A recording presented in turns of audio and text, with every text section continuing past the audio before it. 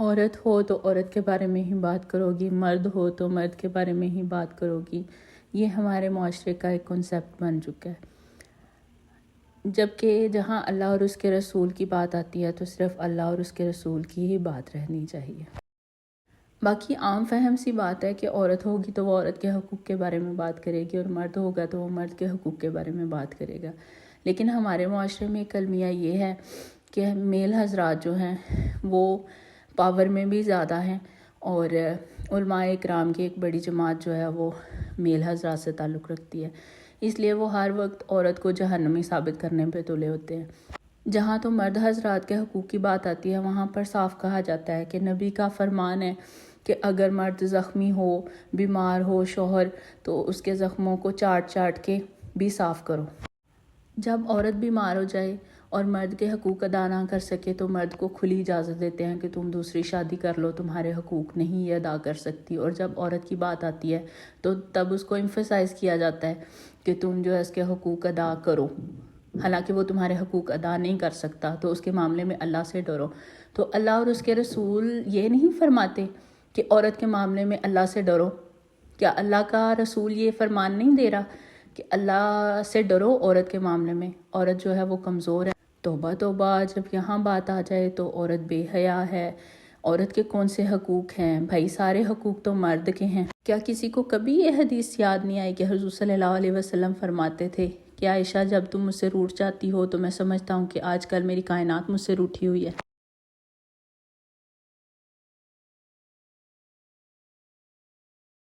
ان کی بے قراری، ان کی محبت، ان کا احساس کیوں ان علماء کو بھول جاتا ہے؟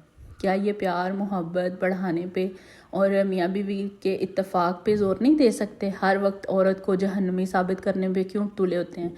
میں نے جتنی پوسٹ دیکھی ہیں، جتنے علماء کے بیانات دیکھے ہیں، ان میں 90% ہوتا ہے کہ عورت بد زبان ہے، عورت گھر کا خیال نہیں رکھتی، ایسی عورت یہ ہو جائے گی، ایسی عورت کو وہ ہو جائے گا. بھائی ایسے مردوں کو کیا ہوگا؟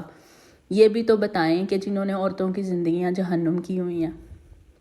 ان میں ساسیں بھی بستی ہیں، ان میں دیور بھی بستے ہیں، ان میں نندیں بھی بستی ہیں، ان میں جیٹھ بھی بستے ہیں، ان میں پورا سسرالی کنبہ ایک اکیلے مرد میں بستا ہے. ان کا کوئی مقام نہیں ہوگا.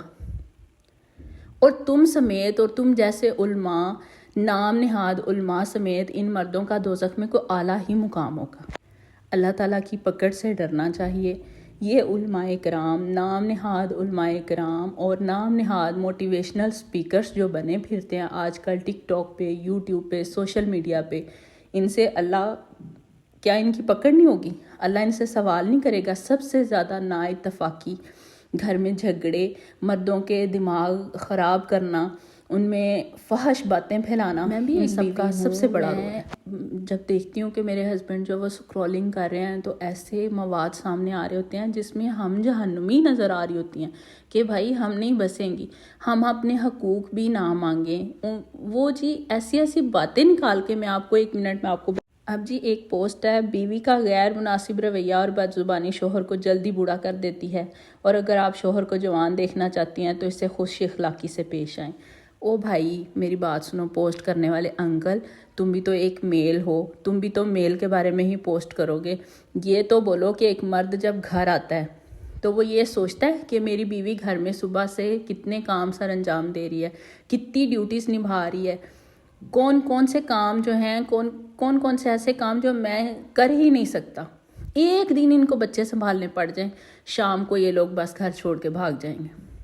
کسی بات کو نہیں سوچتے. گھر آتے ساتھ یہ 100% ایسے ہوتے ہیں کہ بھائی ہم پہاڑ ڈھا کے ہیں. بے شک جو ذمہ داریاں اللہ نے تمہیں دی ہیں وہ تم نبھا رہے ہو، وہ عورت سے زیادہ افضل ہیں.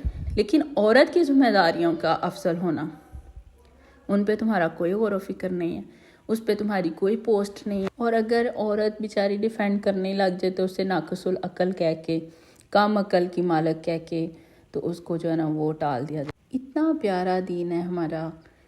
ہمارے دین میں تو بیوی اپنے شوہر کی آئینہ دار ہوتی ہے. تم اسے کہو خوبصورت ہے تو وہ ہر روز نہیں کرتی ہے.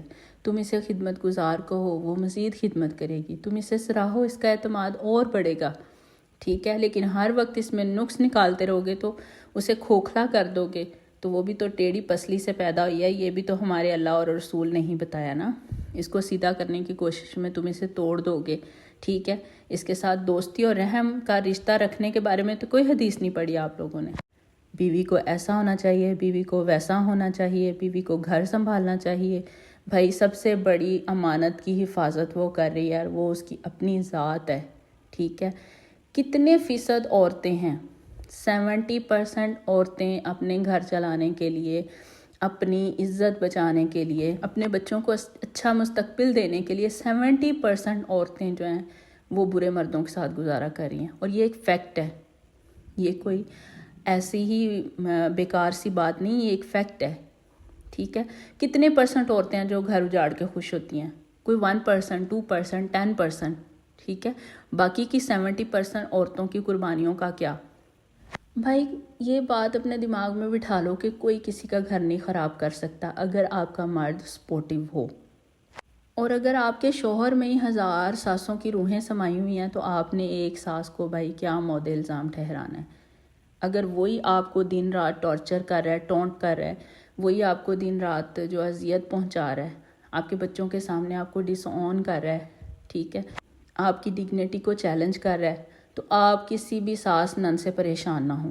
اور اوپر سے بیڑا گرک جائے یہ جو نام نہاد موٹیویشنل سپیکر بنے پھرتے ہیں، مردوں کے حقوق کے علمدار بنے پھرتے ہیں، سب سے زیادہ تو ان کو پکڑ ہونی چاہیے۔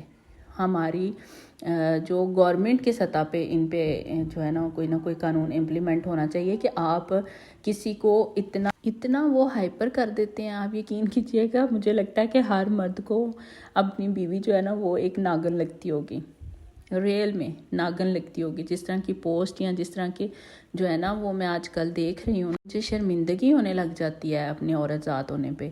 یہ اتنا کوئی گلٹی فیل کرواتے ہیں کہ میں عورت ہو کے سوچنے پہ مجبور ہو جاتی ہوں کہ کیا یہ واقعی ہم کر رہی ہیں یا یہ واقعی ہم سے ہو رہا ہے؟ تو بھائی اتنا کوئی، اور اوپر سے جو مرد حضرات ہیں نا ہمارے ہسبینڈ، وہ اس کی والیوم بڑھا چڑھا کے نا وہ سنا رہے ہوتے ہیں کہ سنو اور سمجھو مرد کے یہ حقوق ہیں۔ مانا کہ مرد کے حقوق ہیں، اللہ تعالیٰ نے عورت کو بھی بہت سے حقوق سے اور بہت سے رائٹ سے نوازا ہے۔ اگر عورت ان پہ بات کرنے لگے تو ہم اسے اتنے غلط الفاظ سے جو ہے نا وہ مخاطب کرتے ہیں کہ ہماری سوچ ہو سکتی ہے۔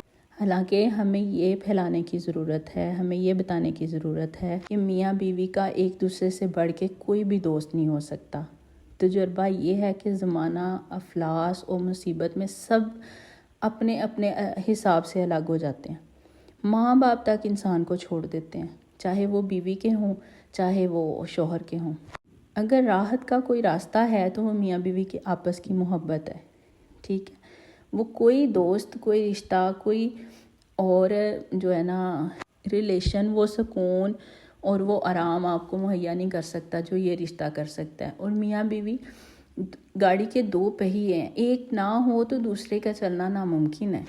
اپنی بیوی کا ماتھا چوم کر اس سے محبت کا اظہار کرنا ہمارے نبی کی سنت ہے۔ اور یہاں اگر عورت مرد کو یا مرد عورت کو خوش ہو کے بلا بھی لے ایک گیدرنگ میں تو انہیں ایک دوسرے کو ایسے شرمندگی بھری نگاہوں سے دیکھا جاتا ہے کہ جیسے انہوں نے پتہ نہیں کیا جرم کر دیا ہے، اور اس میں جیلسی، حسد اور پتہ نہیں کون کون سے عناصر شامل ہوتے ہیں کہ انسان چاہ کر بھی نہ اس جو شرمندگی کو نہیں مٹا سکتا۔ دیکھا جائے تو یہ ایک احساس کا رشتہ ہے، جب بیوی تھک جائے تو شوہر سنبھالے اور جب شوہر تھک جائے تو بیوی سنبھالے۔ دونوں ایک دوسرے کو سمجھیں گے نہیں تو ایسی بہت سی پوسٹیں، ایسے بہت سے جو سوشل میڈیا کے اکاؤنٹس ہیں، فیک پیپلز ہیں ود فیک آئیڈینٹی، آپ کو ایسے ہی گمراہ کرتے رہیں گے اور آپ کے گھروں میں جو ہے نا بد امنی اور بد سلوکی پیدا ہوتی رہے گی۔ ہر بات کو سوچیں، سمجھیں اور اپنی سمجھ کا استعمال کریں، نہ کہ دوسروں کی کہی گئی باتوں کو اس طرح اپنے آپ پہ امپلیمنٹ کر لیں کہ آپ کے گھر کا ماحول جو ہے وہ خراب ہو۔ میرے خیال سے ہر کسی کو اپنے رائٹس کا پتہ ہونا چاہیے، چاہے وہ مرد ہو چاہے وہ عورت ہو، تب ہی زندگی اچھی گزرتی ہے۔ اور دونوں اپنے رائٹس کو ریزرو رکھیں اور اپنے رائٹس کا جو ہے نا وہ دفاع کریں، ڈیفینڈ کریں اپنے رائٹس کو۔ ملتے ہیں پھر کسی اور ولاگ میں۔ اللہ حافظ۔